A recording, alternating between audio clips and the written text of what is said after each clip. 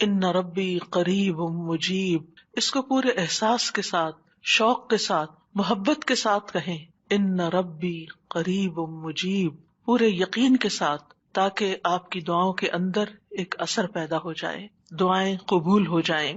دعا مانگنے کے آداب میں سے یہ ہے کہ انسان سب سے پہلے اللہ سبحانہ تعالیٰ کی حمد و ثنا بیان کرے۔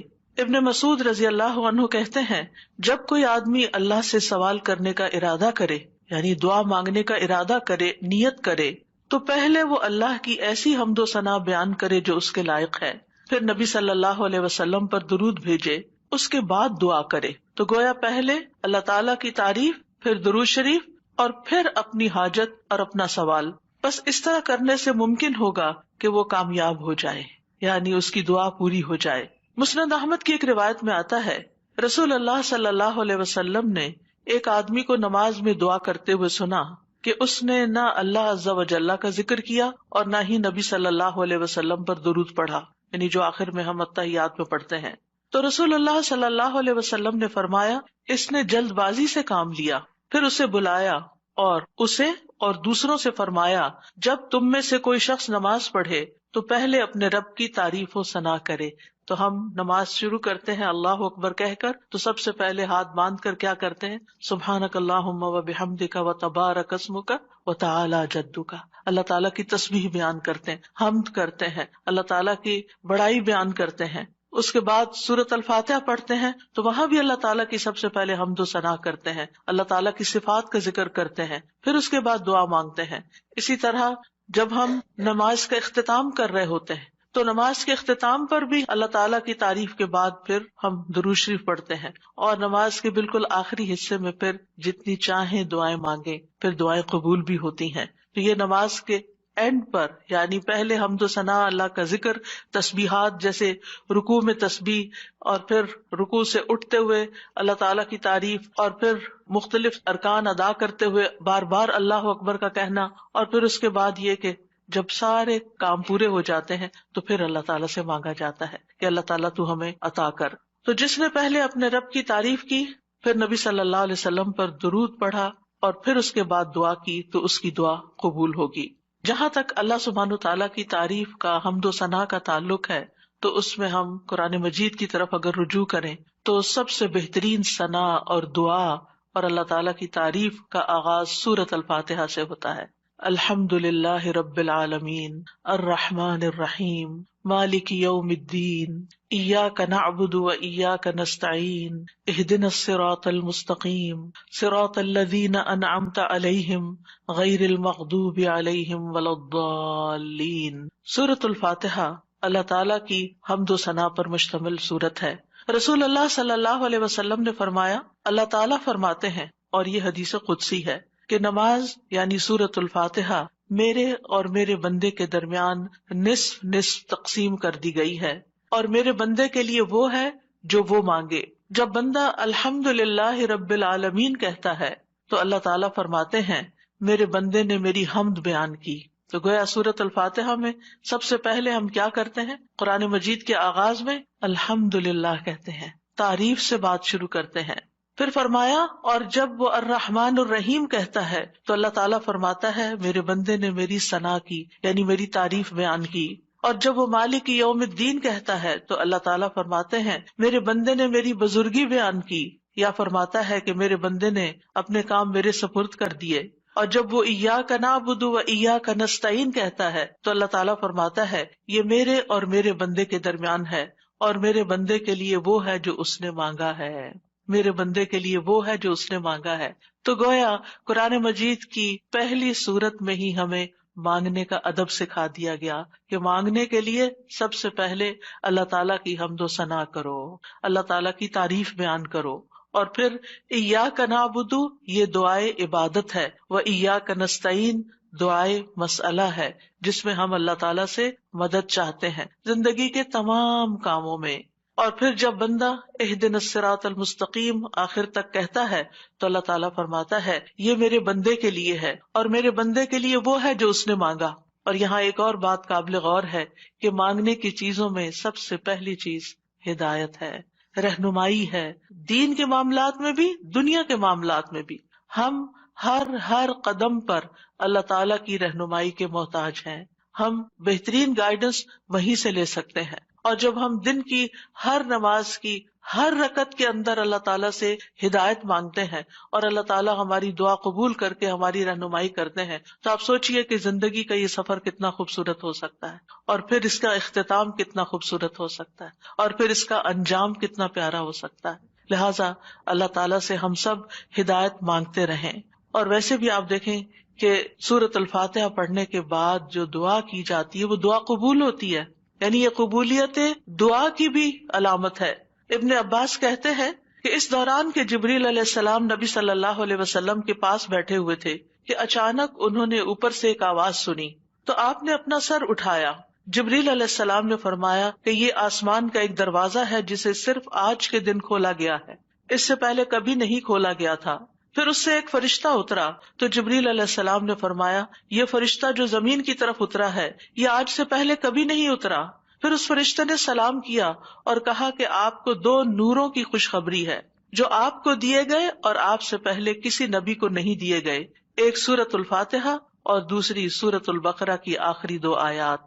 جب بھی آپ ان دونوں میں سے کوئی بھی دعائیا جملے پڑھیں گے، یعنی اہدنا الصراط المستقیم اور وہاں پر آمن الرسول کے آخر میں جو دعائیں آتی ہیں، تو آپ کو مانگی ہوئی چیز ضرور عطا کر دی جائے گی.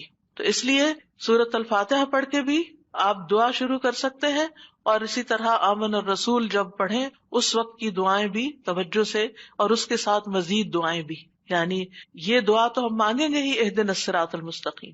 اور پھر آپ دیکھیے جب ہم پریشان ہوتے ہیں، ہم فکر مند ہوتے ہیں، ہم بیمار ہوتے ہیں، تو اس موقع پر بھی ہمیں رہنمائی کی ہی ضرورت ہوتی ہے کہ اب اس مسئلے کے حل کے لیے، اس بیماری کے علاج کے لیے، اس مشکل سے نکلنے کے لیے ہم کیا کریں. پھر اللہ تعالیٰ راستہ دکھا دیتا ہے اور ہم اس راستے کو اختیار کرتے ہیں اور اس مشکل سے باہر آ جاتے ہیں. تو اس لیے انسان کو ان دونوں چیزوں پر پورا اعتماد ہونا چاہیے. اور پھر آپ دیکھیے کہ حمد ہوتی کیا ہے. حمد اصل میں اللہ تعالیٰ کی تعریف کے لیے لفظ استعمال ہو رہا ہے یہاں پر، یعنی محبت اور تعظیم کے ساتھ اللہ تعالیٰ کا کامل وصف بیان کرنا، اللہ تعالیٰ کی تعریف بیان کرنا. کیونکہ اللہ تعالیٰ اپنی ذات، اپنی صفات، اپنے افعال، یہ 3 لفظ یاد رکھیے گا، اپنی ذات، اپنی صفات اور اپنے افعال یعنی کاموں میں کامل ہے، پرفیکٹ ہے. اس کے علاوہ کوئی اور ایسا نہیں کہ جس کے اندر کمال ہو. یہ کمال صرف اللہ تعالیٰ کے لیے ہے. اس لیے تعریف بھی اللہ ہی کی. وَلِلَّهِ الْحَمْدُ رَبِّ السَّمَاوَاتِ وَرَبِّ الْأَرْضِ رَبِّ الْعَالَمِينَ، کہ سب تعریف اللہ ہی کے لیے ہے جو آسمانوں کا رب ہے، زمین کا رب ہے اور سارے جہان والوں کا رب ہے. کیونکہ اسی نے سب کو پیدا کیا، زمین و آسمان اور جو کچھ ان کے بیچ میں ہے. اور پھر یہ کہ ہر نعمت جو ہمیں ملی اسی کی طرف سے، سب چیزوں کو پیدا کرنے والا خالق وہ، ہمارا بھی خالق وہ، اور پھر اس کے بعد ہمارا مالک بھی وہ، ہمارا رازق بھی وہ. جو کچھ بھی ہمارے پاس ہے، وَمَا بِكُم مِّن نِّعْمَةٍ فَمِنَ اللَّهِ، اسی کی طرف سے ہے. اس لیے سب تعریف بھی اسی کی. جب سب کچھ دیا اس نے تو پھر شکر بھی اسی کا ادا کرنا چاہیے. اور پھر آپ دیکھیے کہ ہدایت کا سبب جو کتاب اللہ ہے وہ بھی اللہ نے ہمیں دی، لہٰذا اس پر بھی اللہ تعالیٰ کی تعریف. تو اللہ تعالیٰ نہ صرف یہ کہ دنیا میں بلکہ آخرت میں بھی تعریف کا حقدار ہے. الحمد للہ الذی لہ ما فی السماوات وما فی الارض وَلَهُ الْحَمْدُ فِي الْآخِرَةِ وَهُوَ الْحَكِيمُ الْخَبِيرُ. سب تعریف اللہ کے لیے ہے کہ جو کچھ آسمانوں میں ہے اور جو کچھ زمین میں ہے سب اسی کا ہے، اور آخرت میں بھی سب تعریف اسی کے لیے ہے. وہی کمال حکمت والا، ہر چیز کی خوب خبر رکھنے والا ہے. اور پھر اللہ تعالیٰ کی صفات کا جو ذکر ہے کہ کیوں نہ اس کی تعریف کی جائے، کیونکہ وہ تو مہربان ہے، رحمان اور رحیم ہے. اور اللہ تعالیٰ کی 100 رحمتیں ہیں جن میں سے صرف ایک اس دنیا کے لیے، باقی 99 آخرت کے لیے. اس لیے تعریف دنیا میں بھی اللہ کی اور آخرت میں بھی. اور پھر مالک یوم الدین بھی وہی ہے کہ جس دن ہمارے اعمال کا فیصلہ ہوگا، اس لیے تعریف اسی کی کہ اس نے یہ فیصلہ اپنے ہاتھ میں رکھا ہے. اور پھر ہم اسی کی عبادت کرتے ہیں. جس رب کی اتنی صفات ہوں پھر اس کی عبادت کیوں نہ کی جائے، اور اسی سے ہم مدد چاہتے ہیں، اور سب سے پہلے ہدایت چاہتے ہیں، اور پھر انعام یافتہ لوگوں میں شامل ہونا چاہتے ہیں. ان لوگوں میں نہیں جن پر رب ناراض ہے، اور ان میں بھی نہیں کہ جو بھٹکے ہوئے لوگ ہیں.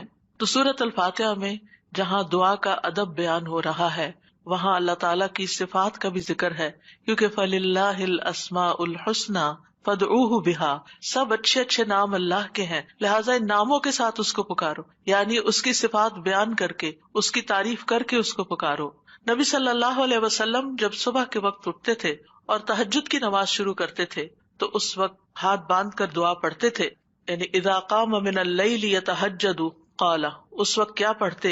اللہم لک الحمد، اللہ سب تعریف تیرے ہی لیے ہے، انت قیم السماوات والارض ومن فیہن ولک الحمد لک ملک السماوات والارض ومن فیہن ولک الحمد انت نور السماوات والارض ولک الحمد انت الحق ووعدک الحق ولقاؤک حق وقولک حق والجنت حق والنار حق والنبیون حق ومحمد صلی اللہ علیہ وسلم حق والساعۃ حق۔ اس کے بعد دعا کرتے اللہم لک اسلمت وبک آمنت وعلیک توکلت وإلیک انبت وإلیک خاصمت وإلیک حاکمت فاغفر لی ما قدمت وما اخرت وما اسررت وما اعلنت انت المقدم وانت المؤخر لا الہ الا انت۔ یہ تھا آپ کی دعا مانگنے کا انداز۔ کتنی زیادہ پہلے اللہ تعالیٰ کی تعریف کی اور پھر اس کے بعد اپنا آپ اللہ تعالیٰ کے سپرد کیا، اور آخر میں جو معصوم عن الخطا ہے نبی صلی اللہ علیہ وسلم، جن کی کوئی غلطیاں ہی نہیں، کوئی گناہ ہی نہیں، وہ کیا مانگ رہے ہیں؟ ایک چیز مانگ رہے ہیں، کیا؟ فاغفر لی ما قدمت وما اخرت وما اسررت وما اعلنت، اللہ تو مجھے بخش دے، میرے اگلے پچھلے پوشیدہ اور ظاہری گناہوں کو معاف کر دے، تو ہی پہلے تھا اور تو ہی آخر میں ہوگا، تیرے سوا کوئی معبود نہیں۔ نبی صلی اللہ علیہ وسلم کے تہجد کے وقت کی اس دعا سے ہمارے لیے سیکھنے کی کیا بات ہے کہ دعا کا ایک بڑا حصہ کس پر مبنی ہونا چاہیے؟ اللہ تعالیٰ کی تعریف پر مبنی ہونا چاہیے۔ لیکن ہم نے کبھی یہ دعا کا سلیقہ سیکھا ہی نہیں، اللہ تعالیٰ کی یہ تعریف کبھی اس طرح کی ہی نہیں۔ ہمیں صرف اپنا آپ ہی یاد رہتا ہے، صرف اپنے مسائل یاد رہتے ہیں، صرف اپنی پریشانیوں کا ذکر رہتا ہے، اللہ تعالیٰ کی حمد و ثنا ہم بھولے رہتے ہیں۔ اور پھر یہ کہ اللہ سبحانہ و تعالیٰ کی حمد و ثنا کا حق ادا نہیں ہو سکتا جتنی بھی ہم کریں، اس لیے جو اللہ کے پیارے بندے ہوتے ہیں وہ اللہ تعالیٰ کی حمد و ثنا میں زیادہ وقت لگاتے ہیں۔ تو آج سے جو سیکھنے کی بات ہے، جو ٹیک ہوم میسج ہے، وہ یہ کہ ہم اگر چاہتے ہیں کہ اللہ تعالیٰ ہماری مشکلات آسان کریں، ہمیں بخش دے دنیا میں بھی اور آخرت میں بھی، تو پھر اللہ کی تعریف بیان، اللہ کی توحید بیان کریں، اللہ تعالیٰ کی حمد بیان کریں، اللہ تعالیٰ کی تکبیر بیان کریں، اللہ تعالیٰ کی تسبیح بیان کریں۔ اور پھر ہم دیکھتے ہیں کہ قیامت کے دن اللہ تعالیٰ نبی صلی اللہ علیہ وسلم کو سفارش کرنے سے پہلے اپنی حمد سکھائیں گے۔ یعنی ایک تو دنیا کے دعائیں ہیں نا جو دنیا میں ہم مانگتے ہیں، اور آخرت میں اس بات کی دعا کہ اللہ تعالیٰ آپ حساب کتاب قائم کر دیں، یہ بھی ایک دعا ہوگی نا، یہ سفارش ایک دعا ہے۔ لیکن اس سفارش سے پہلے کیا ہوگا؟ یعنی قیامت کے دن جب لوگ پریشان ہوں گے، انبیاء کے پاس جائیں گے تو انبیاء ان کو آگے بھیجتے جائیں گے، حتیٰ کہ لوگ محمد صلی اللہ علیہ وسلم کے پاس آئیں گے۔ تو حدیث میں آتا ہے کہ وہ کہیں گے تم سب محمد صلی اللہ علیہ وسلم کے پاس جاؤ، اللہ نے ان کے اگلے پچھلے سب گناہ معاف فرما دیے ہیں، تو وہ سب میرے پاس آئیں گے، تو میں سب کو لے کر اللہ کی بارگاہ میں حاضر ہونے کی اجازت چاہوں گا۔ اجازت ملنے پر سجدے میں گر پڑوں گا۔ عاجزی دیکھیے، ہمبلنس دیکھیے، اور جب تک اللہ چاہے گا میں سجدے میں ہی رہوں گا، یعنی جتنا اللہ پسند کرے گا اتنی دیر میں جھکا ہی رہوں گا۔ ہمارے سجدے کیسے ہوتے؟ ٹھونگے مار رہے ہوتے، اوپر نیچے، بس تھوڑی سی ایکسرسائز۔ حکم ہوگا اے محمد اپنا سر سجدے سے اٹھاؤ، مانگو دیے جاؤ گے، کہو سنا جائے گا، اور سفارش کرو تمہاری سفارش قبول کی جائے گی۔ میں اپنا سر اٹھاؤں گا اور اللہ کی وہ حمد کروں گا جو مجھے اس کی طرف سے سکھائی جائے گی، یعنی اس دن سکھائی جائے گی، اور وہ حمد وہیں ملے گی اور ان الفاظ سے حمد کریں گے۔ یعنی وہ حمد آج ہمیں نہیں پتا، آپ کو بھی نہیں پتا، اس وقت آپ کو سکھائی جائے گی، یعنی وہ ایسی حمد ہوگی جو اس سے پہلے کبھی نہیں ہوگی۔ اور پھر اللہ تعالیٰ کی حمد کے بعد آپ دعا کریں گے اور پھر حساب کتاب شروع ہو جائے گا۔ کیسا ہے وہ دن جس سے ہم غافل رہتے ہیں، جس کو ہم بھولے رہتے ہیں۔ اگر اس دن کی فکر لگ جائے تو دنیا کی ساری پریشانیاں ختم ہو جائیں، سارے دکھ دور ہو جائیں، سارے مسئلے ہی ختم ہو جائیں، کوئی مسئلہ ہی نہ رہے۔ اس لیے ہم سب کو اس رمضان میں جو سیکھنے کی بات ہے وہ یہ کہ دعائیں تو ہم کریں گے لیکن اس سے زیادہ ہم اللہ تعالیٰ کی حمد و ثنا بیان کریں گے. اللہ تعالیٰ کی حمد و ثنا کے دو حصے ہیں، ایک تسبیح ہے اور ایک تحمید ہے. اللہ سبحانہ تعالیٰ نے اپنی تسبیح اور تحمید دونوں کا حکم دیا ہے. سورۃ الحجر میں آتا ہے فسبح بحمد ربک، یعنی حمد کے ساتھ اور کیا کرو؟ تسبیح کرو. وکم من الساجدین، اور سجدہ کرنے والوں میں سے ہو جائیں. سورۃ النصر میں آتا ہے فسبح بحمد ربک واستغفرہ انہ کان توابا. آپ اپنے رب کی حمد کے ساتھ اس کی تسبیح کیجیے اور اس سے بخشش طلب کیجیے، یقیناً وہ بڑا توبہ قبول کرنے والا ہے.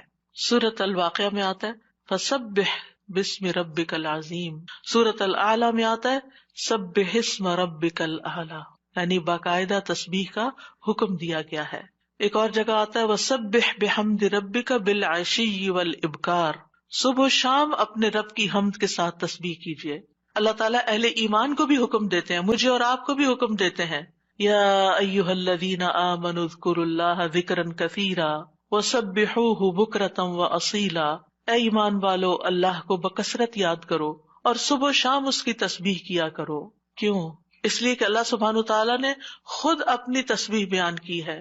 سبحان الذی اسری بعبدہ لیلا من المسجد الحرام الی المسجد الاقصی. فرشتے اس کی تسبیح بیان کرتے ہیں، یسبحون بحمد ربہم. انبیاء اس کی تسبیح بیان کرتے ہیں. رسول اللہ صلی اللہ علیہ وسلم اللہ تعالیٰ کی تسبیح بیان کرتے تھے. کائنات کی ہر چیز اللہ کی تسبیح بیان کر رہی. وَإِن مِّن شَيْءٍ إِلَّا يُسَبِّحُ بِحَمْدِهِ وَلَٰكِن لَّا تَفْقَهُونَ تَسْبِيحَهُمْ. یہ زمین جس پر ہم بیٹھے ہیں یہ بھی اللہ کی تسبیح کرتی ہے. یہ آسمان جس کو ہم دیکھتے ہیں وہ بھی اللہ کی تسبیح کرتا ہے. ایک ایک ذرہ اللہ کی تسبیح کر رہا، ایک ایک ذرہ. الیکٹرونز اور پروٹونز بھی اللہ کی تسبیح کر رہے ہیں. ہر چیز اللہ کی تسبیح میں ہے، اور اہل ایمان بھی اللہ کی تسبیح کرتے ہیں. پھر ہم تسبیح کیوں نہ کریں؟ کیا چیز ہمیں روکے ہوئے ہے؟ کس وجہ سے ہم تسبیح میں کوتاہی کرتے ہیں؟ ایک اور جگہ پر آتا ہے تسبح لہ السماوات السبع والارض ومن فیہن. ساتوں آسمان اور زمین اس کی تسبیح کرتے ہیں اور جو بھی ان میں ہے. پرندے بھی اللہ کی تسبیح بیان کرتے ہیں. بجلی کی کڑک بھی اللہ کی تسبیح بیان کرتی ہے. داؤد علیہ السلام کے ساتھ پہاڑ اور پرندے بھی تسبیح کیا کرتے تھے. فرشتے بھی تسبیح کرتے ہیں، اور حاملین عرش اللہ سبحانہ تعالیٰ کی ہر وقت تسبیح و تحمید میں لگے رہتے ہیں. الذین یحملون العرش ومن حولہ یسبحون بحمد ربہم. کیا زبردست کام ہے ان کا، جن کو سب سے اعلیٰ ترین ڈیوٹی دی گئی ہے کہ وہ عرش الہی کو اٹھا کے رکھے. وہ فرشتے جو عرش اٹھائے ہوئے ہیں اور جو اس کے ارد گرد ہیں، سب اپنے رب کی حمد کے ساتھ اس کی تسبیح بیان کرتے ہیں. قیامت کے دن بھی وہ ایسا ہی کریں گے. وَتَرَى الْمَلَائِكَةَ حَافِّينَ مِنْ حَوْلِ الْعَرْشِ يُسَبِّحُونَ بِحَمْدِ رَبِّهِمْ. اس دن آپ دیکھیں گے کہ فرشتے عرش کے گرد حلقہ باندھے اپنے رب کی تعریف کے ساتھ تسبیح کر رہے ہیں. اور عبادت کے آغاز میں بھی اور اختتام پر بھی، دن کے آغاز پر بھی اور دن کے اختتام پر بھی ہمیں تسبیح کا حکم ہے. تمام مخلوقات کے رزق کی کنجی ہے تسبیح. اللہ تعالیٰ کے محبوب ترین کلمات ہیں سبحان اللہ والحمد للہ ولا الہ الا اللہ واللہ اکبر. اللہ سبحانہ تعالیٰ کو ہم سے زیادہ کوئی چیز محبوب نہیں.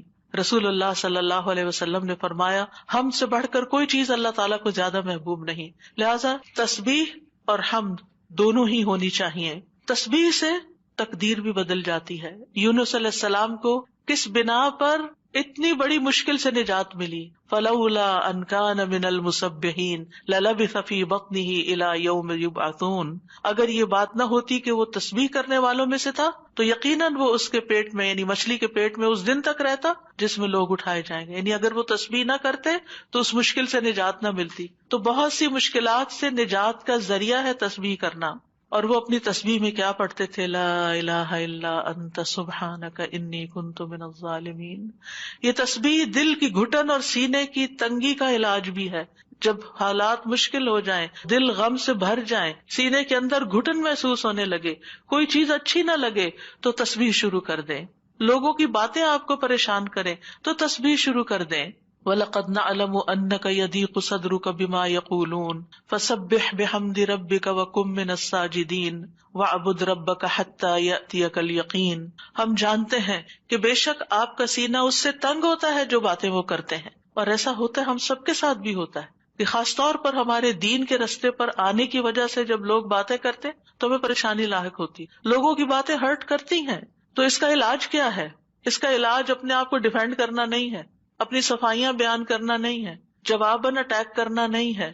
بد اخلاقی کے جواب میں بد اخلاقی کوئی نیکی نہیں ہوتی، اس کے جواب میں اپنے رب کی طرف رجوع کرنا ہے، اس کی تسبیح کرنی.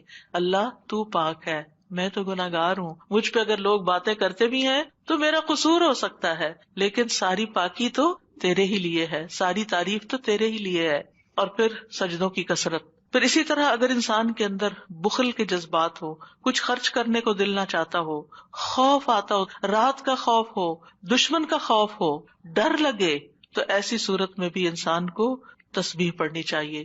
سبحان اللہ والحمد للہ ولا الہ الا اللہ واللہ اکبر. اور ویسے بھی ایک دفعہ سبحان اللہ اور الحمد للہ کہنے سے زمین و آسمان بھر جاتا ہے، اتنا بڑا اجر و ثواب ہے اس کا، یعنی معمولی چیز نہیں ہے. رسول اللہ صلی اللہ علیہ وسلم نے فرمایا، اور سبحان اللہ اور الحمد للہ کہنے سے زمین و آسمان کی درمیانی فضا بھر جاتی ہے. گناہ جتنے بھی ہوں تسبیح اور تحمید کہنے سے معاف ہو جاتے ہیں. عرش الہی کے گرد بھی ان کلمات کی بھنبھناہٹ ہوتی ہے، یعنی وہاں بھی تسبیح پڑھی جاتی ہے. تسبیح پڑھنے والوں کے چہروں پر رونق آ جاتی ہے، حمد سے خیر و برکات نصیب ہوتی ہیں. امام ابن قیم کہتے ہیں، جو ہمیشہ تسبیح کرتا ہے اس کے چہرے کے خطوط چمک اٹھتے ہیں، یعنی اس کا چہرہ روشن ہو جاتا ہے. اور جو ہمیشہ حمد پڑھتا ہے اس کے اوپر مسلسل خیرات و برکات اترتی رہتی ہیں. تو دونوں چیزیں مل جائیں تو چہرے کی رونق بھی ملے گی اور اس کے ساتھ ساتھ اللہ تعالیٰ کی طرف سے رحمتیں بھی آئیں گی. اور فرمایا، جو ہمیشہ استغفار کرتا رہتا ہے اس کے لیے بند دروازے کھل جاتے ہیں. جن چیزوں میں رکاوٹ آئی ہوئی ہوتی، ہم اکثر شکایت کرتے رہتے ہیں، اس چیز میں بندش ہے، اس میں بندش ہے. ان ساری بندشوں کا علاج تسبیح و تحمید میں ہے، لیکن ہم بھولے رہتے ہیں. ہم صرف پریشان رہتے ہیں اور پریشان ہو کر ذکر کرنا بھی بھول جاتے ہیں. اور یہ تو دنیا کے فائدے ہیں نا، لیکن قیامت کے دن میزان میں یہ کلمات بہت بھاری ہوں گے. آپ صلی اللہ علیہ وسلم نے ایک موقع پر اپنے ہاتھ سے 5 کا اشارہ کیا کہ یہ میزان میں بہت بھاری ہوں گے، کس قدر بھاری ہوں گے. اور پھر فرمایا، سبحان اللہ والحمد للہ ولا الہ الا اللہ واللہ اکبر. اور 5ویں چیز، مسلمان کا فوت ہونے والا نیک بیٹا، اس کا باپ ثواب کی امید کے ساتھ اس پر صبر کرے. تو یہ 5ویں چیز ہے. یعنی اگر کسی والد یا والدہ یا والدین دونوں کا جوان بیٹا فوت ہو جائے اور وہ نیک بھی ہو، جس سے یہ توقع ہو کہ ہمارے مرنے کے بعد وہ ہمارے لیے دعائیں کرے گا، لیکن انسان اللہ کی خاطر صبر کر لیتا ہے، تو یہ صبر میزان میں بہت زیادہ وزنی ہو جائے گا. اور قیامت کے دن سب سے زیادہ بہترین بندے وہ ہوں گے جو دنیا میں سب سے زیادہ حمد کرنے والے ہوں گے. اللہ کی تسبیح اور تحمید کے مسنون کلمات بھی ہیں جو نبی صلی اللہ علیہ وسلم نے خود سکھائے. آپ صرف اتنا بھی پڑھ سکتے ہیں، سبحان اللہ سبحان اللہ سبحان اللہ. آپ نے دیکھا ہوگا کچھ لوگوں کی گفتگو کا تکیہ کلام ہوتا ہے سبحان اللہ، اور دوسری بات میں وہ سبحان اللہ کہہ رہے ہوتے ہیں. اور خاص طور پر سبحان اللہ سورج طلوع ہونے اور غروب ہونے سے پہلے 100 بار پڑھا جائے تو یہ 100 اونٹوں سے زیادہ بہتر ہے. پھر اسی طرح سبحان اللہ کا مطلب کیا ہے کہ اللہ تعالیٰ پاک ہے. کس چیز سے؟ ہر نقص سے اور ہر عیب سے، ہر شبیہ سے، ہر مثیل سے. نہ کوئی اس جیسا ہے، نہ کوئی اس کی مثال ہے، یعنی ہر ایک میں نقص ہے، صرف اللہ ہی کامل ہے. تو اس کے کمال کی وجہ سے، یعنی وہ کامل ذات ہے، اس کے اندر کسی قسم کی کوئی کمی نہیں، کوئی عیب نہیں، کوئی خرابی نہیں، کوئی نقص نہیں. تو ہم جب کہتے ہیں سبحان اللہ تو اللہ تعالیٰ کو ہر طرح کے نقص سے پاک قرار دیتے ہیں، اور اس کے کمال میں بھی کوئی نقص نہیں، یعنی اللہ سبحانہ وتعالیٰ میں کوئی عیب نہیں. اور پھر یہ کہ وہ کامل ہے اور اس کے کمال میں کوئی کمی نہیں، کچھ بھی کمی نہیں. یہ بھی تسبیح کا معنی ہوتا ہے. اور پھر یہ کہ اللہ سبحانہ وتعالیٰ ہر کمی سے، کوتاہی سے، اور ان سارے جھوٹے خیالات اور گمانوں سے جو لوگ اس کے بارے میں رکھتے ہیں، ان سب سے پاک ہے. اور اللہ سبحانہ وتعالیٰ کی طرف ہم کوئی شر بھی منسوب نہیں کرتے. اللہ تعالیٰ ہر طرح کے شر سے بھی پاک ہے. تو یہ اللہ تعالیٰ کی بڑائی کا ایک کلمہ ہے. ایک شخص نے حضرت علی رضی اللہ عنہ سے پوچھا کہ سبحان اللہ کیا ہے؟ انہوں نے کہا یہ اللہ کی بڑائی کی تعظیم ہے. سبحان اللہ کلمہ توحید بھی ہے، ایمان کا رکن بھی ہے. ابن قیم کہتے ہیں تسبیح اللہ سبحانہ تعالیٰ کی ثنا اور تعریف ہے. یہ تعظیم، پاکیزگی اور تنزیہ پر مشتمل ہے. فرشتے مسلسل اس کی تسبیح کرتے ہیں، رکتے ہی نہیں.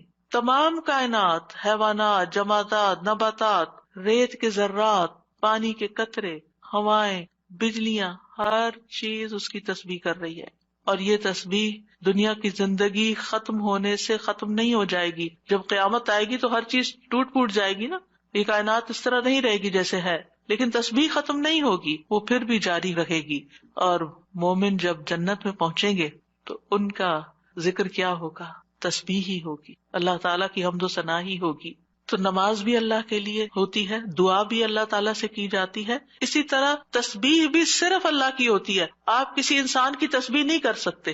وہ کہتے ہیں نا تم کس کی تسبیح پڑھ رہے ہو، کسی کی بھی نہیں پڑھنی چاہیے، کیونکہ کوئی پاک ہے ہی نہیں، ہم سب خطا کار ہیں، ہم سب سے غلطیاں ہوتی ہیں. تو اس لیے یہ بھی صرف اور صرف خالصتاً اللہ کے لیے. اور کلمہ سبحان جو ہے یہ اللہ کے سوا کسی کے لیے نہیں بولا جا سکتا. یہ نام بھی نہیں رکھنا چاہیے بچوں کا، اگر کوئی بھول کے رکھ چکا ہے تو اس کو تھوڑا سا آلٹر کر لے، سبحان رکھ لیں. ٹھیک ہے، سبحان نام نہیں رکھتے، یہ نام میں نے سنا تھا کہیں کسی نے رکھا ہوا تھا. تو سبحان جو ہے یہ یعنی ہر عیب سے پاک، یہ کیسے ہو سکتا ہے؟ کوئی صرف اللہ تعالیٰ ہی کی صفت ہے. تو اس لیے اللہ تعالیٰ ہی پاک ہے اور اس کے سوا کسی کی پاکی بیان نہیں کی جا سکتی کہ وہ بالکل پاک انسان ہے، پیور ہے. نہیں، سب کے اندر کوئی نہ کوئی کمی بیشی ہوتی ہے. تسبیح کے دوسرے مسنون الفاظ ہیں سبحان اللہ و بحمدہ. اس میں سبحان اللہ کے ساتھ حمد کا بھی ذکر کر دیا گیا. رسول اللہ صلی اللہ علیہ وسلم سے پوچھا گیا کون سا کلام افضل ہے؟ آپ نے فرمایا جو اللہ نے اپنے فرشتوں اور بندوں کے لیے چنا ہے، یعنی سبحان اللہ و بحمدہ. تو بات میں پھر شروع سے جا کے ملاؤں گی کہ یہ خالی تسبیح پہ کوئی لیکچر میں نہیں دے رہی. یہ دعا مانگنے سے پہلے آپ نے جو کلمات ادا کرنے ہیں، جو اذکار کرنے ہیں، جو تسبیحات پڑھنی ہیں، یہ ان کی وضاحت ہو رہی ہے کہ یہ بہترین دعائیں ہیں ایک طرح سے. یعنی اگر آپ صرف اللہ تعالیٰ کی تعریف بیان کرتے رہیں اور کچھ بھی نہ کہیں تو آپ کو وہ ساری خیر مل جائے گی جو آپ چاہتے ہیں اور اس سے بھی زیادہ. دعا مانگنے میں ہم عام طور پر صرف ایک چیز کو دعا سمجھتے ہیں اور وہ یہ ہے کہ اللہ سے کسی چیز کا سوال کرنا. وہ صرف 1% ہے. اللہ تعالیٰ سے دعا کے مختلف طریقے ہیں اور اسی میں سے ایک اس کی حمد و ثنا بیان کرنا، بلکہ کچھ مانگنے سے پہلے تو لازمی طور پر اس کی حمد و ثنا کرنا. تو سبحان اللہ کہنا جو ہے یہ توحید کی انتہا ہے کہ اللہ تعالیٰ کو ان عیوب سے پاک قرار دینا جو اس کے شان کے لائق نہیں. اور پھر یہ کہ کوئی بھی چیز جو اللہ تعالیٰ کی عظمت کے خلاف ہے، کوئی بات، کوئی کام، کوئی اشارہ، کوئی چیز، ان سب کو بھی نگیٹ کرنا. اب اس میں آپ دیکھیں کہ ہم ایک طرف سبحان اللہ کہتے ہیں کہ اللہ تعالیٰ ہر عیب سے پاک ہے، دوسری طرف کہتے ہیں وہ بحمدہ اور اس کی تعریف بیان کرتا ہوں. یعنی ایک میں ہم نگیٹ کرتے ہیں ہر برائی کو، اس سے ہر عیب کو، اور دوسرے میں ہم اس کی صفات بیان کرتے ہیں، اس کی تعریف کرتے ہیں. تو تعریف مکمل ہی تب ہوتی ہے جب آپ تسبیح بھی کریں اور حمد بھی کریں. تو سبحان اللہ کو الحمدللہ کے ساتھ ملا کر پڑھنے کی فضیلت زیادہ ہے. یعنی ویسے تو آپ صرف سبحان اللہ سبحان اللہ سبحان اللہ بھی کہہ سکتے ہیں، لیکن یہ آدھی بات ہے. لیکن جب آپ کہتے ہیں سبحان اللہ و بحمدہ، ابن تیمیہ کہتے ہیں کہ تسبیح تحمید کا ساتھی ہے، یہ ساتھ ہی آنی چاہیے، یعنی تعریف بھی ساتھ ہونی چاہیے. تیسرا ورژن ہے سبحان اللہ و بحمدہ سبحان اللہ العظیم. پاک ہے اللہ اپنی حمد کے ساتھ، پاک ہے اللہ جو بہت عظمت والا ہے. رسول اللہ صلی اللہ علیہ وسلم نے فرمایا 2 کلمے ایسے ہیں جو زبان پر ہلکے ہیں، میزان میں بہت بھاری ہیں اور رحمان کو بہت محبوب ہیں، اور وہ ہیں سبحان اللہ و بحمدہ سبحان اللہ العظیم. اور اس میں بھی ہم دیکھتے ہیں کہ اللہ تعالیٰ کی پاکی بھی بیان ہو رہی ہے، تعریف بھی ہو رہی ہے، اور اس کی عظمت کا بھی بیان ہے. یہاں ایک اور چیز کا اضافہ ہو گیا، یعنی وہ اتنا عظیم ہے کہ ہماری عقل اس تک پہنچ ہی نہیں سکتی، ہم اس کی عظمت کا احاطہ ہی نہیں کر سکتے. ابن جریر کہتے ہیں العظیم سے مراد وہ ہستی ہے جس کی مخلوق تعظیم بجا لاتی ہے، اس سے ہیبت رکھتی ہے، اس سے ڈرتی ہے. ہم یہ کیوں کہتے ہیں سبحان اللہ العظیم؟ اللہ تعالیٰ کے تو بہت سے نام ہیں، بہت سی صفات ہیں. یہ اصل میں ہم اپنی کم مائگی کا اعتراف کر رہے ہوتے ہیں کہ اللہ آپ اتنے بڑے ہیں کہ ہم تو آپ کی تعریف کا حق ہی ادا نہیں کر سکتے. اور یہ ایک حقیقت ہے، ہم حق ادا نہیں کر سکتے، ہم اللہ تعالیٰ کی عظمت کو پا ہی نہیں سکتے. وہ ہمارے گمان سے کہیں بڑا ہے، یعنی جتنا بڑا آپ اس کو خیال کریں وہ اس سے بھی آگے. وہ اپنی ذات میں بھی عظیم ہے اور اپنی صفات میں بھی عظیم ہے. پھر ایک اور ورژن ہے سبحان اللہ والحمد للہ ولا الہ الا اللہ واللہ اکبر. اللہ پاک ہے، اسی کی تعریف ہے، اس کے علاوہ کوئی معبود نہیں ہے اور اللہ سب سے بڑا ہے. نبی صلی اللہ علیہ وسلم نے فرمایا جب تم سبحان اللہ کہو گے تو اللہ تعالیٰ کہے گا تم نے سچ کہا، جب تم الحمدللہ کہو گے تو اللہ تعالیٰ فرمائے گا تم نے سچ کہا، جب تم لا الہ الا اللہ کہو گے تو اللہ تعالیٰ فرمائے گا تم نے سچ کہا، جب تم اللہ اکبر کہو گے تو اللہ تعالیٰ فرمائے گا تم نے سچ کہا. لیکن ہم نے کبھی آج تک سوچا کہ ہم جو کہہ رہے ہیں اللہ تعالیٰ کیا جواب دے رہے ہیں؟ سبحان اللہ والحمدللہ ولا الہ الا اللہ واللہ اکبر. یعنی ایک طرف ہم اللہ تعالیٰ کو پاک قرار دیتے ہیں، پھر اس کی تعریف بیان کرتے ہیں اس کی تمام صفات کمال و جمال کے ساتھ، پھر اللہ تعالیٰ کی توحید بیان کرتے ہیں لا الہ الا اللہ کہہ کر، اور پھر اللہ اکبر کہہ کر کیا کہتے ہیں کہ اللہ تعالیٰ سب سے بڑا معبود، سب سے بڑا ہے. یعنی سب سے بڑے کا کیا مطلب ہے؟ جن بھی چیزوں سے ہم امپریس ہو جاتے ہیں، جن کی بڑائی اور ہیبت ہمارے دل میں آ جاتی ہے، جن کے بارے میں ہمارا یہ عقیدہ یہ خیال بن جاتا ہے کہ یہ بڑی چیز ہے، اللہ ان سب سے بڑا ہے. یعنی اللہ کے مقابلے میں یا اللہ سے بڑھ کر کسی اور کی بڑائی ہے ہی نہیں، اور ہمارے دل میں بھی نہیں ہونی چاہیے، وہ نکل جانی چاہیے. جب ہم اللہ اکبر کہتے ہیں تو ہمیں واقعی اللہ کو بڑا مانتے ہوئے کہنا چاہیے، صرف زبان سے الفاظ نہیں دہرانے. بعض اوقات ہم کسی کے پاس بہت دولت دیکھتے ہیں یا سنتے ہیں کہ اچھا اتنا، پچھلے دن ایسے کسی کے بارے میں گزرتے گزرتے میں نے دیکھا کہ ان کے پاس فلاں چیز 500 کروڑ کی ہے. ان کا اچھا اب کتنے ہی لوگ ہوں گے کہ جو دیکھ دیکھ کے واو کر رہے ہوں گے کہ 500 کروڑ ہوئے ہوئے ہوئے. یہ انسان کی کمزوری ہے. اپنے جیسے انسانوں کے پاس اگر کوئی چیز دیکھتا ہے، اگر آپ کہیں کہ فلاں کے پاس ایک گھر بھرا ہوا سونے کا ہے، تو اچھا ہم دوسروں کے مال و دولت سے امپریس ہو جاتے ہیں. پھر اسی طرح ہم کسی کے علم، کسی کی ڈگریاں، اس کے پاس 4 PhD ہے، اچھا ہم متاثر ہو جاتے ہیں، فلاں اتنا بڑا، فلاں یونیورسٹی کا پروفیسر ہے، فلاں سائنٹسٹ ہے، فلاں شاعر ہے، فلاں ڈاکٹر ہے. کسی بھی مجلس میں بیٹھ کے آپ لوگوں کی گفتگو کو دیکھیں کہ لوگوں کی بڑائی سے ان کے دل کتنے بھرے ہوئے ہوتے ہیں اور ان کی باتوں کو کتنے غور سے سنتے ہیں. پھر کیا ہم واقعی اللہ تعالیٰ کو بھی ایسی اہمیت دیتے ہیں اور اسی عظمت کے احساس کے ساتھ ہم اللہ تعالیٰ کی تعریف کر رہے ہوتے ہیں یہ صرف الفاظ دہرا رہے ہوتے ہیں؟ تو اللہ سبحانہ وتعالیٰ سب عقل رکھنے والوں سے بڑی عقل رکھتا ہے، سب حکمت والوں سے بڑا حکیم ہے، سب رزق رکھنے والوں سے بڑا رازق ہے، غنی ہے، القدیر ہے، العزیز ہے، الرحیم ہے. پھر ایک اور ورژن ہے تسبیح کا، سبحان اللہ و بحمدہ استغفر اللہ و اتوب الیہ. میرے خیال ہے ایک ہمارا کارڈ بھی ہے تسبیحات کا، اویلیبل ہے الحمدللہ. تو آپ یہ کارڈ ضرور لے لیجئے اور اس کارڈ سے کم از کم یہ سارے ورژنز آپ کو انشاءاللہ مل جائیں گے کہ مختلف الفاظ میں ہم اللہ تعالیٰ کی تسبیح کرتے رہیں جو ہمیں رسول اللہ صلی اللہ علیہ وسلم نے سکھائے ہیں. ہمیں وہ پتہ ہونے چاہیے. اگر ہمیں یاد نہیں، ہمیں سیکوینس نہیں معلوم، سیکوینس تو ہم نے خود ہی بنایا ہے، یعنی ہم پھر مس کر جاتے ہیں نا جب کوئی چیز رینڈملی پڑھ رہے ہوتے ہیں ادھر ادھر سے. لیکن جب ایک چیز آپ کے سامنے ہوگی تو اس کو بھی اس طرح نہیں پڑھنا کہ بس ایک پنسورے کی طرح بس آپ اس کو ایک وظیفے کی کتاب بنا لیں. اس کو بھی ٹھہر ٹھہر کے پڑھنا ہے، محسوس کر کر کے پڑھنا ہے کہ اللہ واقعی بڑا ہے. تو 5واں جو ورژن ہے وہ ہے سبحان اللہ و بحمدہ استغفر اللہ و اتوب الیہ. میں اللہ کی پاکیزگی بیان کرتا ہوں اس کی حمد کے ساتھ، میں اللہ سے بخشش کا طلبگار ہوں اور اسی کی طرف رجوع کرتا ہوں. حضرت عائشہ کہتی ہیں کہ رسول اللہ صلی اللہ علیہ وسلم کثرت سے یہ فرمایا کرتے تھے سبحان اللہ و بحمدہ استغفر اللہ و اتوب الیہ.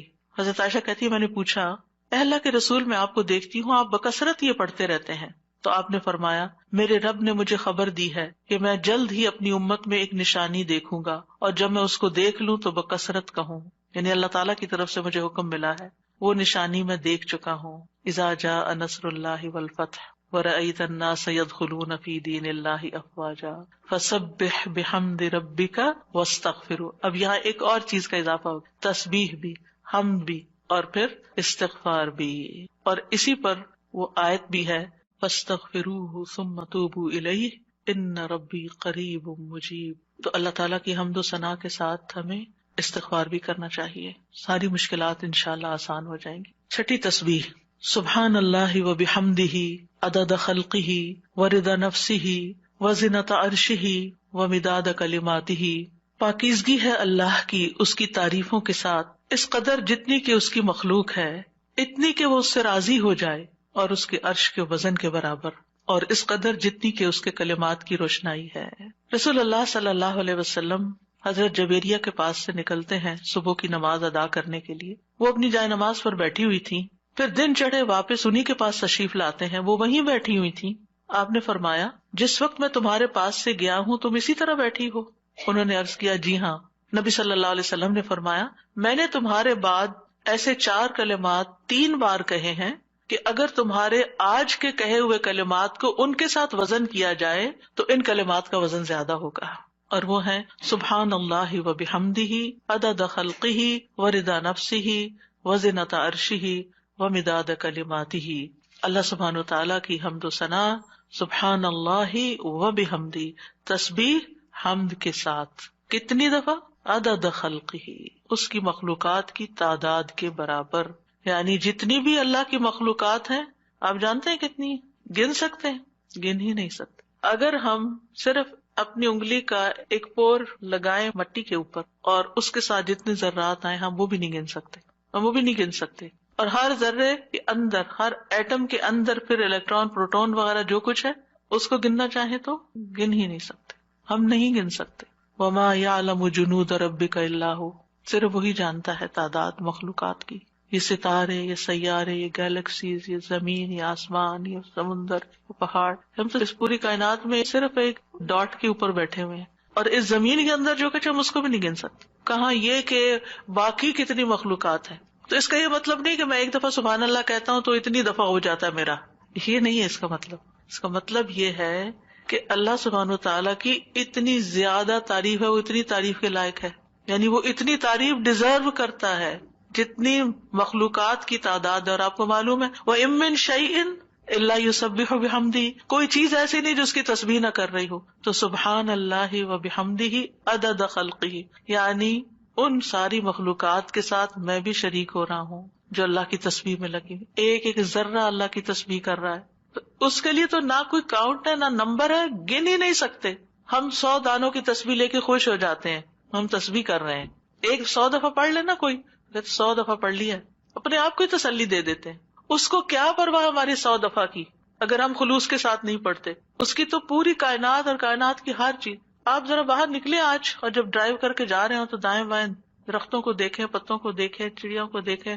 آج صبح اتفاق سے پھر سنو پڑنے لگی تو میں ونڈو سے جب دیکھنے لگی تو پہلا خیال مجھے یہ آیا، یا اللہ اچھی خاصی پڑھ رہی تھی، اتنے اس کے فلیکس ہیں، یہ سارے تسبیح کرتے ہوئے گر رہے ہیں، سجدے میں پڑھ رہے ہیں، حکم مانتے چلے جا رہے ہیں، مانتے، اور جب تک اللہ کا حکم ہوگا برسیں گے، اور پھر جب ختم ہو جائے گا بس ختم ہو جائیں گے. اور تھوڑی دیر کے بعد ان کا وجود بھی ختم ہو گیا، یعنی انہوں نے اپنے حصے کی تسبیح کر لی.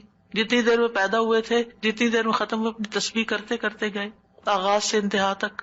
بارش کے قطرے، ہوائیں، اڑتے پتے، یعنی کوئی انتہا ہی نہیں. یہ تو بہت معمولی مثال ہے، اگر انسان غور کرنا شروع کرے تو کوئی اس کی انتہا نہیں.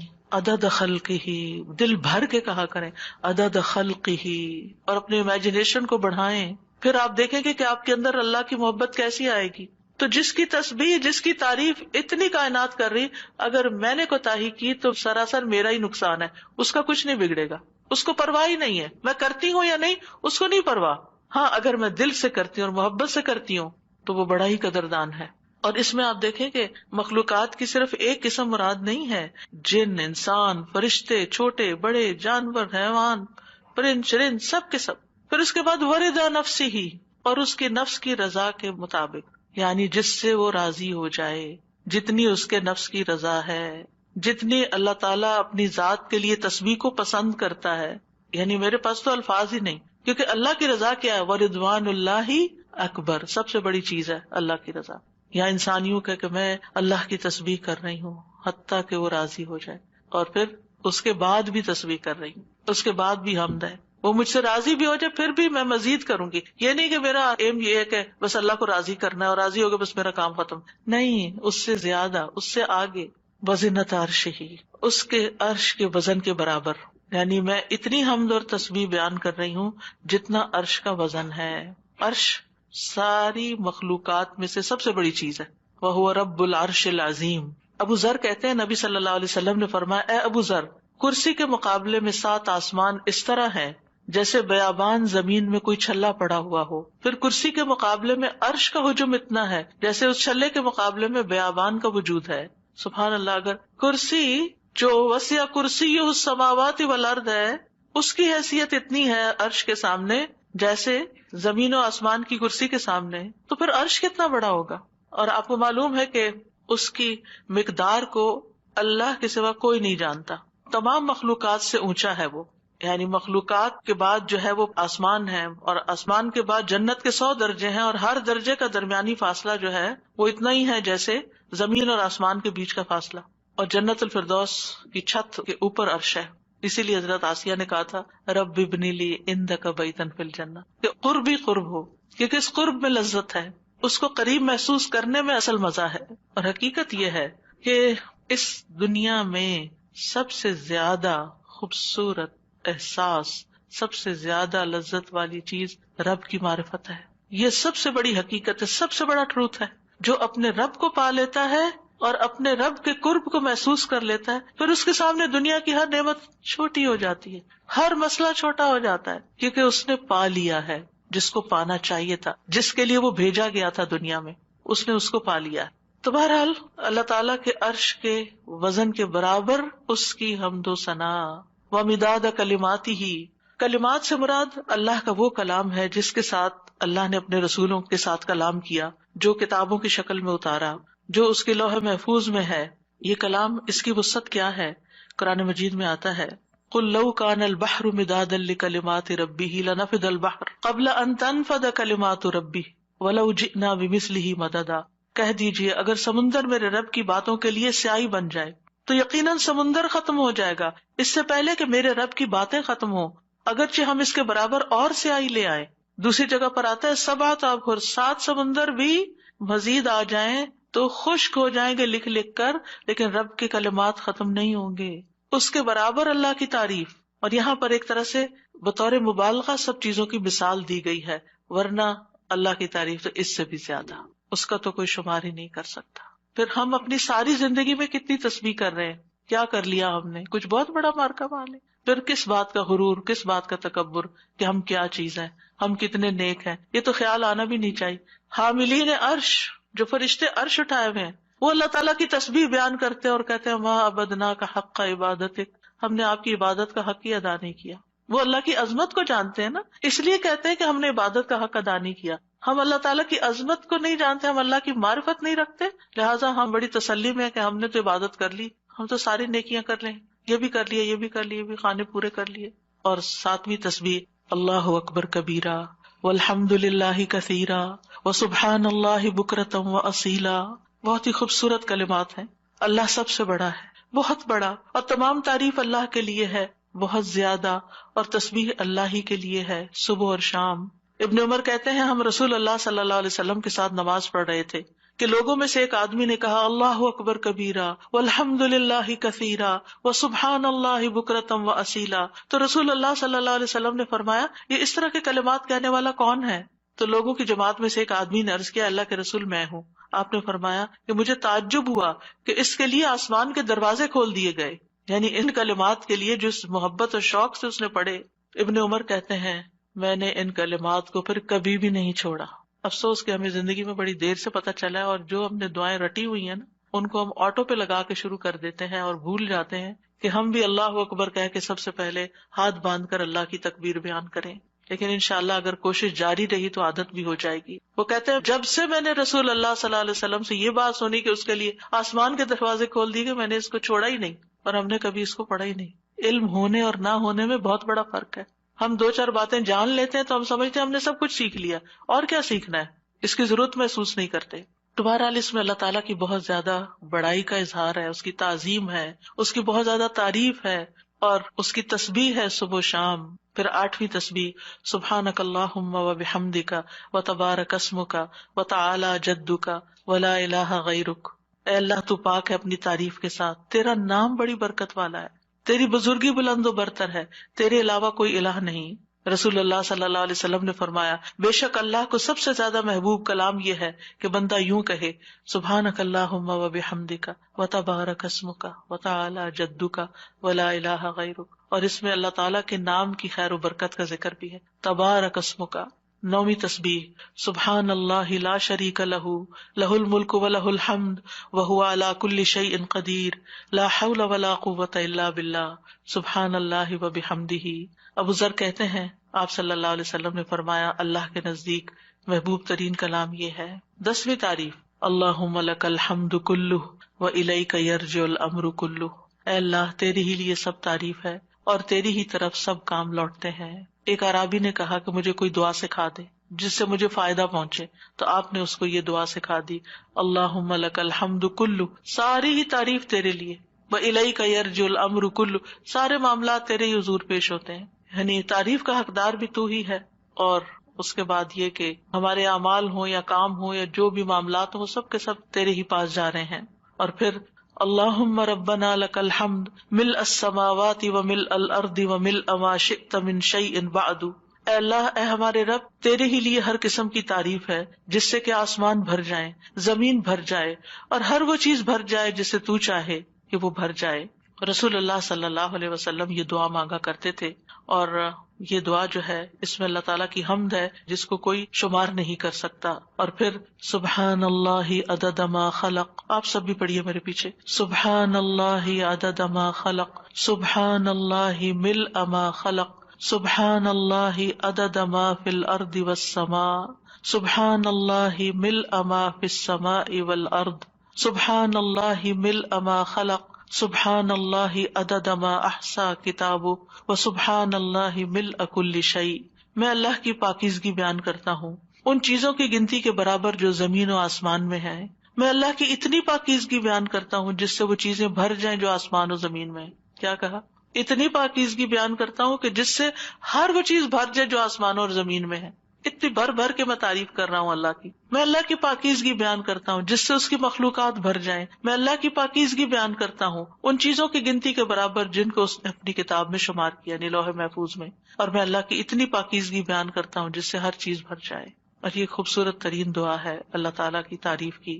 12ویں تعریف ہے یا بدیع السماوات یا حی یا قیوم انی اسألک، اے آسمانوں کو پیدا کرنے والے، اے زندہ اور قائم رہنے والے، بے شک میں تجھ سے سوال کرتا ہوں۔ اب سوال پہ آ رہے ہیں کہ میں تجھی سے مانگتا ہوں، یعنی جس نے ہر چیز کو پیدا کیا، آسمان اور زمین کو نئے سرے سے پیدا کیا، وہ کچھ بھی کر سکتا ہے، اس کے لیے کوئی چیز بھی مشکل نہیں۔ اور پھر اس میں اللہ تعالیٰ کے اور ناموں کا بھی واسطہ ہے، الحی، القیوم کا بھی۔ 13ویں تعریف اللہم انی اسألک انی اشہد انک انت اللہ لا الہ الا انت الاحد الصمد الذی لم یلد ولم یولد ولم یکن لہ کفوا احد۔ اے اللہ، بے شک میں تجھ سے سوال کرتا ہوں، بے شک میں گواہی دیتا ہوں کہ یقیناً تو ہی اللہ ہے، تیرے سوا کوئی الہ نہیں، تو ایک ہے، بے نیاز ہے، ایسی ذات ہے جس نے کسی کو جنم نہیں دیا، اور نہ ہی تو جنم دیا گیا ہے، اور نہ ہی اس کا کوئی ہمسر ہے، اور نہ ہی وہ جنم دیا گیا، اور نہ ہی اس کا کوئی ہمسر ہے۔ یہ وہ کلمات ہیں کہ جن کے بارے میں آپ صلی اللہ علیہ وسلم نے فرمایا، تم نے اللہ سے اس کا وہ نام لے کر مانگا ہے کہ جب اس کے اس نام کے ساتھ سوال کیا جاتا ہے تو وہ عطا کرتا ہے، یعنی وہ دیتا ہے تمہیں، اور جب اس کے ساتھ دعا کی جاتی ہے تو قبول فرماتا ہے۔ اور پھر 14ویں تعریف اللہم انی اسألک بأن لک الحمد لا الہ الا انت وحدک لا شریک لک المنان بدیع السماوات والارض ذی الجلال والاکرام۔ اے اللہ، میں تجھ سے مانگتا ہوں، یعنی پہلے تعریف کر لی ساری، پھر آخر میں سوال کر لیا، اللہ تجھ سے مانگتا ہوں اس وسیلے سے کہ ساری ہم تیرے لیے ہے، تیرے سوا کوئی اور معبود نہیں، تو اکیلا ہے، تیرا کوئی شریک نہیں، اے بہت زیادہ احسان کرنے والے اور آسمانوں اور زمین کو پیدا کرنے والے، جلال اور اکرام والے۔ نبی صلی اللہ علیہ وسلم نے ایک بار ایک آدمی کو اس طرح دعا کرتے ہوئے دیکھا تو آپ نے فرمایا، یقیناً تو نے اللہ سے اس کے اسم اعظم کے ذریعے دعا مانگی ہے، جب اس کے ذریعے دعا مانگی جائے تو اللہ اسے ضرور قبول کرتا ہے، اور جب اس کے ذریعے سوال کیا جائے تو ضرور عطا کرتا ہے۔ تو دعا کرنے سے پہلے حمد و ثنا کرنی چاہیے۔ پہلی دفعہ احساس ہوا استاذہ کہ ایسے ہی ہم دل میں اللہ تعالیٰ سے باتیں کرتے ہیں نا، تو ایسے ہی بس بے دھڑک ایک دعا کرنا شروع کی اور ایک دم I just stopped in my tracks۔ میں نے کہا سبحان اللہ، مجھے تسبیح سے ادب جیسے ایک لفظ یاد رہ گیا کہ ادب بھی نہیں ہے کہ کس طرح سے مانگنا ہے۔ ٹھیک ہے، الحمدللہ ایک ہماری ایک ہوتی ہے انفارمل کانورسیشن اللہ تعالیٰ سے، لیکن ادب اور پھر اس کے ساتھ جو ایک عاجزی اور ایک جو فارمل ایک پورا، اور اسپیشلی نماز کے اندر یہ چیز بہت زیادہ محسوس ہوئی کہ کیا پڑھ رہے ہیں اور کیسے پڑھ رہے ہیں، اس چیز کا کتنا خیال کرنے کی ضرورت ہے۔ تو بہت الحمدللہ فائدہ مند ہے اللہ کا۔ الحمدللہ۔ السلام علیکم سر، ہم یہ سوچتے کہ پھر گھوم کے بعد یہ تھے کہ ہم صرف اپنے بارے میں سوچتے نا کہ وی وانٹ دس، اور اللہ سبحانہ تعالیٰ کی تعریف جب کرنے کی بات ہوتی ہے تو پھر ہم یعنی اللہ سبحانہ تعالیٰ کی حمد و ثنا جو ہے وہ ایک طرح سے اللہ تعالیٰ کا شکر بھی ہے نا، ان ساری نعمتوں پر جو اس نے پہلے سے ہمیں دے رکھی ہیں، زندگی کی نعمت، آزادی کی نعمت، رزق کی نعمت، اولاد کی نعمت، بے شمار نعمتیں. وَإِن تَعُدُّوا نِعْمَتَ اللَّهِ لَا تُحْصُوهَا. وہ نعمتیں بھول کر پھر کوئی اور چیز چاہیے تو ایسے ہی بے ڈھنگے لوگوں کی طرح ہمیں یہ چاہیے، ہمیں یہ چاہیے، ہمیں یہ چاہیے. اونلی فوکسنگ ہم نیڈ پہ کر رہے ہوتے ہیں. اس کو آپ محسوس کریں نا کہ جیسے آپ کے بچوں کے پاس الحمدللہ دنیا کی ہر نعمت ہے، لیکن اس پر وہ آپ کا کوئی شکریہ ادا کیے بغیر یا کوئی اطاعت یا فرمانبرداری یا ایک محبت کا اظہار کیے بغیر پھر ان کو کوئی مطلب پیش آ جاتا ہے تو پھر وہ کہتے ہیں ہمیں یہ چاہیے. تو کیسا لگتا ہے؟ چاہے اپنے بچے ہوں، کیسا محسوس ہوتا ہے کہ ان کو ذرا احساس نہیں کہ ہم نے ان کے ساتھ کیسے کیسے احسانات کیے ہوئے ہیں، اور ان کو صرف اس وقت ہماری یاد آتی ہے جب ان کو کوئی ضرورت پڑتی ہے، اس کے بغیر یہ ہمیں یاد بھی نہیں کرتے. ہمارا تو اس سے بھی برا حال ہے. اور وہ کیا کہ ہم اللہ تعالیٰ کا صحیح معنوں میں ذکر بھی نہیں کرتے، یاد بھی نہیں کرتے، شکر بھی ادا نہیں کرتے، اور پھر اس کے بعد صرف اس وقت اس کے پاس آتے ہیں جب ہماری کوئی ضرورت ہوتی ہے، اور اس میں بھی ادب کا خیال کیے بغیر ہم بس پھر جو ہمارا دل چاہتا ہے ہم جیسے تیسے کہہ دیتے. وہ پھر بھی سن لیتا ہے، پھر بھی عطا کرتا ہے، کیونکہ ان ربی رحیم ودود. اللہ مہربان بھی ہے، بڑی محبت کرنے والا بھی ہے. جہاں وہ قریب اور مجیب ہے، وہ رحیم اور ودود بھی ہے. سادہ جی، جب ہم اللہ تعالیٰ کی حمد و ثنا کرتے ہیں تو وی فیل سو کلوز ٹو اللہ سبحانہ وتعالیٰ. ایسے فیلنگ نہیں آتی جب تک اللہ تعالیٰ کو سمجھے نہ، ان کی تعریف نہ کریں اللہ تعالیٰ کی. بالکل. استاذہ جی مجھے تو بس یہی ہو رہا تھا سن کے، وما قدر اللہ کا قدری. کتنی دفعہ ہم نے مسبحات بھی پڑھی اور تدبر کے ساتھ بھی پڑھی، لیکن مجھے لگ رہا تھا کہ ہمیں ہر وقت ریمائنڈرز کی ضرورت ہے، جسے ہم بھول جاتے ہیں بار بار بار بار، اور اتنے اندر تک جیسے ایک جھنجھوڑ سی نہیں ہو گئی کہ اللہ کی تسبیح تو ہر مخلوق اس کی کر رہی ہے اور کتنی کنٹینیوس کر رہی ہے. ہم پھر بھول جاتے ہیں، پھر تھوڑا سا کرتے ہیں، پھر کہتے ہیں ہمارا اب یہ بس یہ ٹائم ہے تسبیح کا، حالانکہ تسبیح بس ہمارا یہ ٹارگیٹ ہے، بس اتنی کر لی اور پھر فارغ. ٹائم مقرر کر لی. ہم تو گن گن کے دیتے ہیں. اللہ سبحانہ تعالیٰ ہمیں ان گنت نعمتوں سے نوازتا ہے. کچھ وہ ہیں جن کو ہم جانتے ہیں، اور زیادہ تر تو وہ ہیں جن کو ہم جانتے بھی نہیں ہیں، تو ان کو ایکنالج بھی نہیں کرتے. جی استاذہ، پہلی دفعہ مجھے حمد اور تسبیح کا مطلب جو فرق تھا نا وہ سمجھ میں آیا. آج تک کبھی غور ہی نہیں کیا تھا کہ تسبیح پڑھتے ہوئے بس تسبیح تسبیح کر رہے ہوتے تھے، لیکن تسبیح کا مطلب کہ اللہ کو ہر عیب سے پاک کرنا اور حمد پھر اس کی تعریف کرنا، مطلب یہ بات مجھے واقعی پہلی دفعہ سمجھ آئی. اور اب الحمدللہ تسبیح کرتے ہوئے اور حمد کرتے ہوئے پتہ چلتا ہے، فرق محسوس ہوتا ہے کہ یہ کیا مانگ رہے ہیں ہم. الحمدللہ. وہ ایک ہوتا ہے نا تزکیہ، اور پھر ہوتا ہے تحلیہ. تزکیہ ہوتا ہے کسی چیز کو پاک صاف کرنا، اور تحلیہ ہوتا ہے اس کو بیوٹیفائی کرنا. تو اللہ سبحانہ تعالیٰ کو ہم ہر عیب سے پاک قرار دیتے ہیں. ہم اس بات کا اظہار کرتے ہیں کہ اس کے اندر کوئی عیب، کوئی کمی، کوئی نقص، کسی قسم کی اس کے کمال میں بھی کوئی کمی نہیں. ایک تو ویسے کوئی عیب نہیں، اور ایک ہی اتنا پرفیکٹ ہے کہ اس پرفیکشن میں کوئی کمی نہیں ہے، یعنی کہیں سے بھی کم نہیں ہے. اور پھر اس کے بعد ہم یعنی پھر تعریف بیان کرتے ہیں، پھر تحلیہ. سبحانک اللہم و بحمدک، اشہد ان لا الہ الا انت، استغفرک و اتوب الیک. یہ بھی ایک تسبیح ہے. السلام علیکم و رحمۃ اللہ وبرکاتہ.